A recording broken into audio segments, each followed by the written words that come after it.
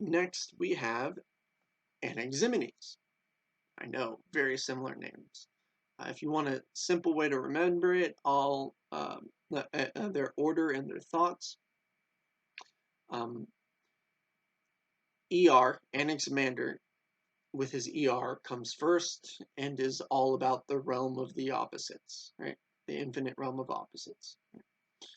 Anaximenes, with ES, comes second, and his thought has everything to do with ah, uh, well, air, right? So he asked this same question, as it were. What is everything made of? And he gave the answer that everything is made of air.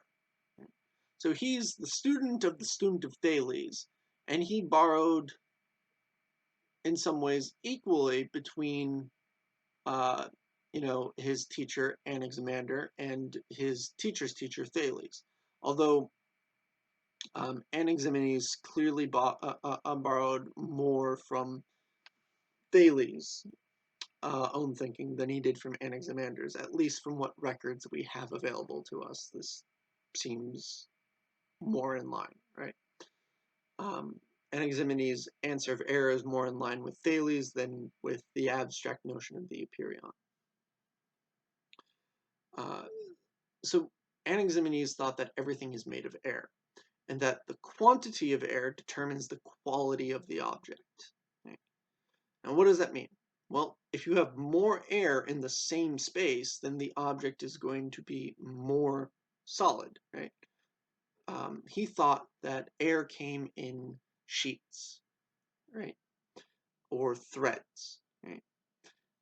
That wound up being felted together, right?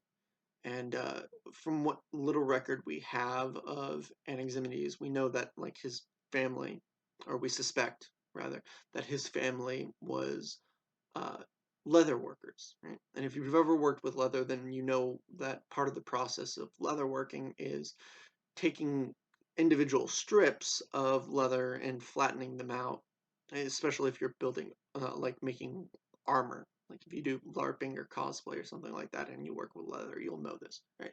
Flattening them out and then taking more of those sheets of leather and hammering them together, right?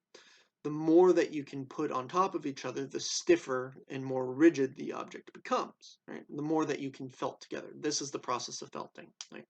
Taking the individual pieces and, slamming them together, quite literally, hammering them together.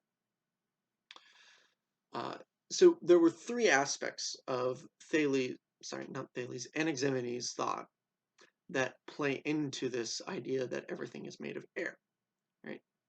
Um, yes, air comes in sheets, and that's the base idea. That's the basic thought that needs to be built upon. And we have this process of felting, where air courses around in threads or sheets, and when mashed together, you create new objects, right? New, things besides just air. But there are two processes as well, which determine how close or far apart the threads or sheets of air wind up being. First, we have what's functionally condensation, right? Cooling down the threads winds up closing them together, right? Making them closer together. Whereas rarefication, heating the threads, loosens them, right? Pushes them further apart.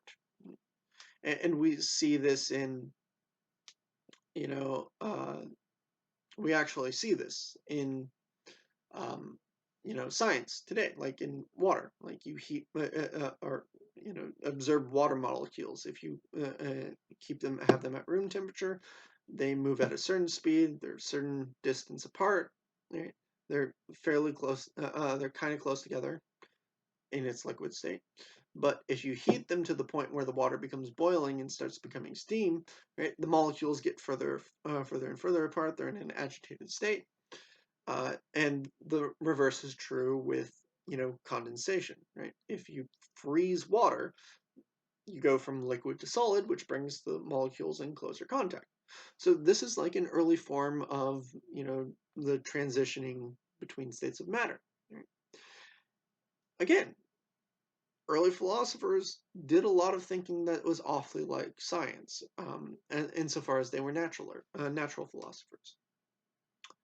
Now, Anaximenes also noted that there were, from the fragments we have, we know he thought that there were at least 6 states of matter, going from the most rarefied, the hottest, to the most condensed, the coldest, and therefore most solid. We go fire, right? Fire is going to be the hottest thing that ancient man's going to know. Magma and lava are just going to be considered like thick fire. Air, the most basic state, according to Anaximenes.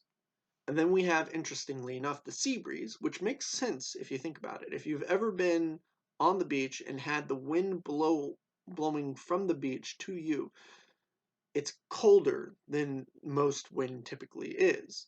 And also, it usually carries some small drops of water with it too, right? Especially a particularly harsh breeze. So the thinking, and we can kind of trace his thinking even if we don't have the full text available, to think that this is considered something of an intermediary stage, where it's mostly air, but there's already some water involved in the sea breeze. Right? And then the next stage, the fourth one, is water. Right? It's kind of a natural progression from air to sea breeze, which has some water, to just pure water. And then we get earth, like in the form of mud and dirt, right? Things that aren't going to be super compact, right? But are still more solid than water. And the final one is going to be ores or metal, right? Like rocks, right? Things that are truly solid and dense. Um, if you remember being a kid and taking dirt clods, like what appeared to be rocks, and knocking them against the ground to see if they were dirt clods, that's basically what he was doing here, to determine the difference. Dirt clods break when you apply enough force. Rocks don't break when you apply enough force. Right? Okay, they break when you do apply enough force, but doesn't fit the example. Right? One last thing regarding Anaximenes is he said that the soul is the inner air of the body, right? So this is the first theory of the soul that's not tied to Greek mythology at this point, or the first one that we have record of. Right? And it's also one that fits within his philosophical worldview, right? Within his metaphysics. He says that everything is air, and the soul, which is the life breath of the body, is the inner breath of the body, is, the it is air, right? So it's the life-giving air of the body. If you've ever seen someone die, you know about the death rattle, right? That last breath, where from the moment you have that last breath, right, you take that last breath and then everything goes slack, right?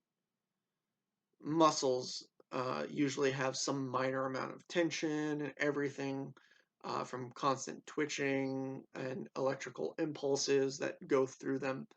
But the moment of that last breath, everything goes a lot more slack, because those impulses, those micro impulses, largely stop.